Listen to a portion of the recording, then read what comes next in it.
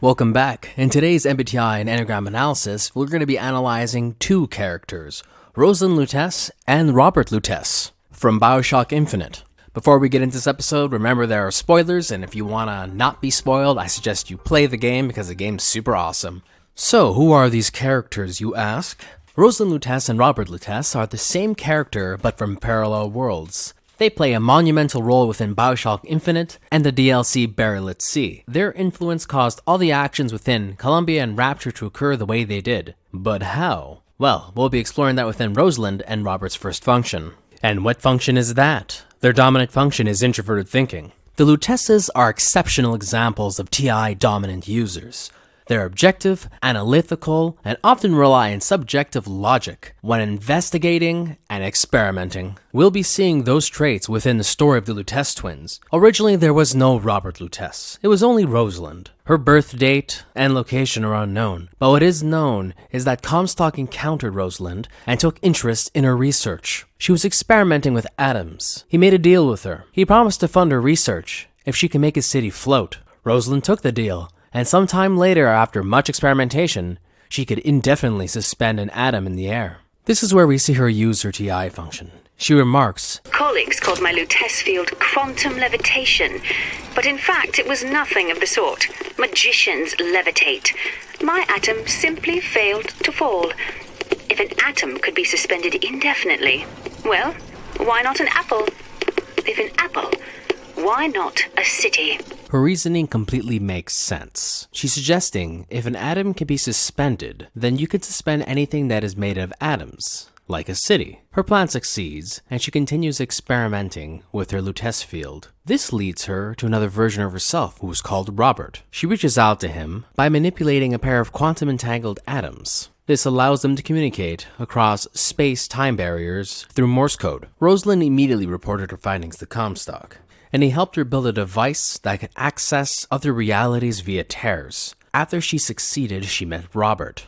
They both became agents for Comstock, who believed he needed an heir of his blood to rule Columbia long term. The Luteces suggested that Comstock would steal Booker DeWitt's child because technically they're the same person, thus share the same DNA and the same child. This resulted in Anna being sold to Robert Lutece and given to Comstock, who later on named her Elizabeth. Soon after, Comstock sent Jeremiah Fink to kill the Lutece twins. During that time, Rosalind and Robert were conducting further experiments within their tears and foresaw the future. They saw how Comstock would brainwash Elizabeth into destroying New York. Realizing they made a mistake, the Luteces formulated a plot. They brought Robert's universe of Booker DeWitt to Comstock's universe in order to stop him. This experiment ran for a very long time, causing the twins to run further experimentation on their alternate versions of Booker DeWitt. These examples will be seen within their auxiliary function, which is extroverted intuition.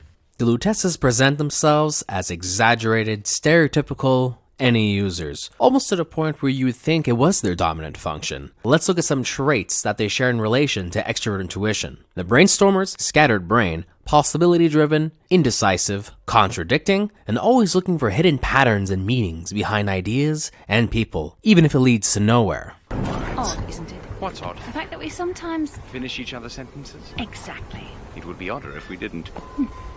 We can see this within all the experiments they've taken and all the Bookers they've encountered, such as the time they tested Booker with heads or tails, or the time they tested Elizabeth to see which choker she would choose, the bird or the cage. They do this to compete against each other and for fun. Robert usually wins these challenges, which causes Rosalind to come up with more challenges. It's a vicious circle of any overdrive.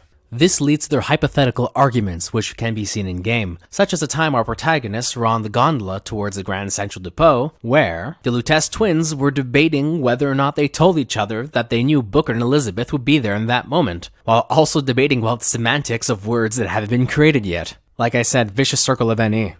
I was going to have told you they'd come? No, The subjunctive? that's not the subjunctive. I don't think the syntax has been invented yet. It would have had to have been. Had to have had been.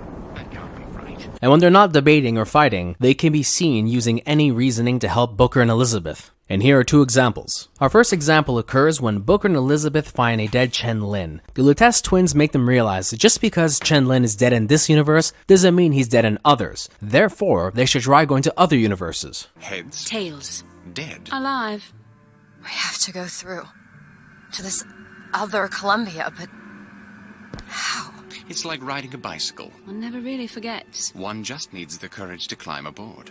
And the second example has the most profound effect on the story and its ending. After crashing the First Lady airship, Booker and Elizabeth can see the Lutece twins outside playing a piano. They start playing the melody for the songbird. Elizabeth freaks out, and they calm her down by letting her know that it's not the melody that calls a songbird, but rather the song and the proper instrument. But if you know how to sing to him... He will take you where you need to go. That information will be used by Elizabeth at the end of the game to control the songbird during the final battle.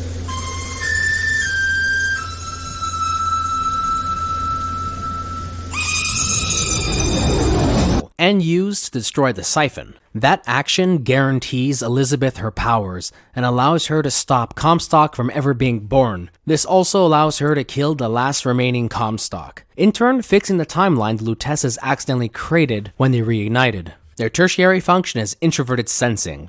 Even though the Lutece twins are the same personality type, there are slight variations between both of them, and we'll be seeing that within the SI function. For Robert, it's that he's unhappy being split between different universes. He has a strong urge to leave his mark on the world and wants to return to being the way he was. This is common with SI types. They're the most nostalgic types and often prefer environments they are comfortable within. Rosalind also considers this since she cares about her brother and thinks maybe starting a new life in Columbia again could rebirth a new life since they'd forget everything they know. Keep in mind, she can start life anywhere she wants, but she chooses Columbia, a place she knows and is comfortable within. The best example of their SI usage can be seen after Booker and Elizabeth first defeat Lady Comstock. To explain the situation, the Luteces mention that Lady Comstock exists across all time, just like them, and her problem is that she perceives being both dead and alive. Lady Comstock exists across time. She's both alive and dead. She perceives being both. He finds this condition disagreeable. Perception without comprehension. That explanation was a projection from Robert, who was stuck in the same situation for a while. Rosalind helped him out of that situation, thus understands it. Sadly, we lack another example. Instead, we can see traits of what an underdeveloped SI function looks like. Both the Luteces have their heads up in the clouds. They don't really exist within reality. They're constantly scatterbrained and thinking up alternate theories and possibilities. This makes it seem like they're otherworldly, or even alien to anyone who's normal. If we could observe any SI trait within the Lutece twins, it would be their nostalgia for their respected pasts, their great attention to detail, and their memory. And their inferior function is extroverted feeling. The biggest difference between Rosalind and Robert can be seen within this function. Rosalind is more of a sociopathic character who's driven by her own experimentation and doesn't really care for the consequences of her experiments, since it's all about learning for her. While Robert is much more moralistic and believes that Booker and Elizabeth and New York shouldn't have to suffer because of the actions of his sister's experimentation. My brother says we must undo what we have done. Time is more an ocean than a river. Why try to bring in a tide that will only again go out? This is an indicator of a developed FE function. Robert is also the twin that first engages with Booker and Elizabeth. He enjoys messing with them and helping them at the same time. Why are you following me? We were already here. Why are you following us? But overall, the Lutece twins prefer relying on their dominant TI function and their auxiliary NE. This makes them seem calculating and whimsical at the same time. Lives, lived, will live. Dies, died, will die. If we could perceive time as it truly was. What reason would grammar professors have to get out of bed? And that just about wraps up our MBTI analysis. Robert Lutece and Rosalind Lutece are both INTPs. But wait, there's more. We still have the Enneagram segment. And this is where things get interesting, because Lutece twins are very similar, but due to the slight variations, their Enneagram isn't the same. But first we will discuss what is the same. Their base Enneagram, which is Enneagram 5. They're curious, insightful, and innovative. They're detached, eccentric, and high-strung. They're investigators at heart and want to understand how the world works. That's why they're so obsessed with experimentation. And if you think about the whole reason for experimenting on Booker was so they could learn about him. They just want to play around and discover things, and then they just vanish because they get overwhelmed by human contact. Well, at least they left the piano. Now this is where the similarities stop. Their wings are different. Rosalind has a wing 6. This amplifies her curious nature and adds skepticism within it.